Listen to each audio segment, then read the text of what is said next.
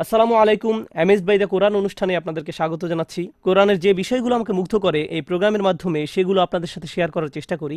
আজকে আলোচনা করব আল্লাহ কিভাবে কোনো ঘটনা বর্ণনার মাধ্যমে আমাদেরকে সার্বজনীন শিক্ষা দেন ইনশাআল্লাহ। আমি মনে করি কোরআনে বর্ণিত সবকিছুই যে নির্দিষ্ট কোনো সময়ের অধীন নয়, এই ব্যাপারটা মুসলমানদের সার্বজনীন বিশ্বাসের অংশ। আল্লাহ যখন আমাদেরকে অতীতের কোনো ঘটনা বলেন, তখন তার প্রতিটি সূক্ষ্ম বর্ণনাই আসলে অত্যন্ত সুনির্বাচিত। অর্থাৎ যে কোনো গল্প, বিশেষত ঐতিহাসিক ঘটনাগুলোর অনেক খুঁটিনাটি দিক থাকে যেগুলো আমাদের পক্ষে বিস্তারিত জানা সম্ভব নয়। তাই কোনো ঘটনা বর্ণনার সময় আল্লাহ তাআলা শুধু সেই পয়েন্টগুলোই উল্লেখ করেন যেগুলো আমাদের হেদায়েতের জন্য দরকারি। এ কারণে ইব্রাহিম আলাইহিস সম্পর্কে বলতে গিয়ে তার জীবনের অনেক খুঁটিনাটি দিক তিনি এড়িয়ে গেছেন। আমাদের হেদায়েতের জন্য যেগুলো বেশি দরকার শুধু সেগুলোই বলেছেন। একইভাবে মূসা আলাইহিস ঘটনাও কোরআনে অসংখ্যবার ঘুরে ফিরে এসেছে। এক্ষেত্রেও তিনি সবচেয়ে গুরুত্বপূর্ণ বিষয়গুলোই হাইলাইট করেছেন। এরকমের একটা ব্যাপার আমাকে খুব নাড়া দিয়েছে। বিষয়টি নিয়ে আমি বেশ কিছুদিন চিন্তাভাবনা করেছি। মূসা আলাইহিস যখন পালিয়ে মাদায়েন চলে গিয়েছিলেন, এটি তখনকার ঘটনা। তিনি সেখানে দুটি মেয়েকে তাদের পশুর জন্য পানি সংগ্রহ করে দিতে সাহায্য করেছিলেন। পশুগুলো পানি পানের পর মেয়ে দুটি চলে যায়। বাড়িতে ফেরার পর তাদের বাবা জানতে চাইলেন এত দ্রুত তারা কিভাবে পানি জোগাড় করলো। মেয়েদের কাছে সব শুনে মূসা আলাইহিসকে নিয়ে আসার জন্য তাদের একজনকে আবার পাঠান। আপনি হয়তো ভাবছেন ঘটনার এত সব খুঁটিনাটি বর্ণনার মধ্যে থেকে পরকাল, ফেরাউন ও মূসা আলাহিসাল্লামের দ্বন্দ্ব, তিনি কিভাবে পালালেন, অবশেষে কিভাবে মিশর ফিরে গেলেন এবং ফেরাউনকে চ্যালেঞ্জ করলেন, এই সব বড় বড় দিকগুলো হয়তো আল্লাহ তাআলা হাইলাইট করবেন। কিন্তু এই সব কিছুর মাঝে আল্লাহ তাআলা কোরআনে দৃশ্যত সাধারণ একটি বিষয়কে সামনে নিয়ে আসলেন। ফাজাআতহু ইহদাহুমা তামশি আলা ইসতিহিয়া, তাদের মধ্যে একজন পুরোটা পথ হেঁটে আসলো। এটাকে আসলে দুইভাবে অনুবাদ করা যায়। প্রথমত, সে লাজুক ভঙ্গিতে হেঁটে আসলো, অথবা লজ্জা পাওয়ার পরও সে তার কাছে হেঁটে আসলো। অর্থাৎ এখানে আলাস্তিহিয়া এর দুটি অর্থ করা যায়।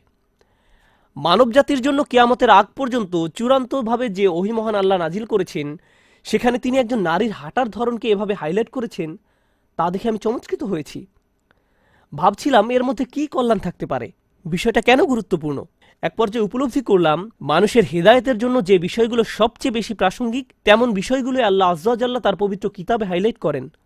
একজন নারীর হাঁটার ধরনও গুরুত্বপূর্ণ একটি বিষয়। সমাজের প্রভাব আছে। বাস্তবতা হলো, যে কোনো সভ্যতা বা সংস্কৃতিতেই বলা হয়ে থাকে শুধুমাত্র নারীর উপস্থিতিরই একটা শক্তি আছে। এই উপস্থিতি শ্রদ্ধাবোধ জাগিয়ে তোলে, অনুপ্রাণিত করে। আর কিছু না হোক, কোনো নারীর উপস্থিতি বা হেঁটে যাওয়া অন্ততপক্ষে পুরুষদের মনোযোগ আকর্ষণ করে। তবে আসলে এর গুরুত্ব আরও বেশি। এর মানসিক এমনকি আধ্যাত্মিক প্রভাবও আছে। সুতরাং এই বিষয়টি নিয়ে সমাজ সচেতন থাকত। বিভিন্ন সংস্কৃতিতে অভিজাত নারীরা পর্দার আড়ালে থাকত। এ প্রসঙ্গে প্রাচীন কোরিয়ান সমাজের কথা বলা যেতে পারে। রাত নামার আগ পর্যন্ত সেখানকার অভিজাত নারীরা বাইরে যেত না। ইসলামের সাথে তাদের কোনো সম্পর্ক নেই।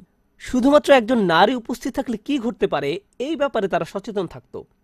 তাই নারী পুরুষ উভয়ের উদ্দেশ্যে আল্লাহ আজ্জা ওয়া জাল্লা জনসম্মুখে নারীর চলাচলের প্রভাব সম্পর্কে বর্ণনা করেছেন।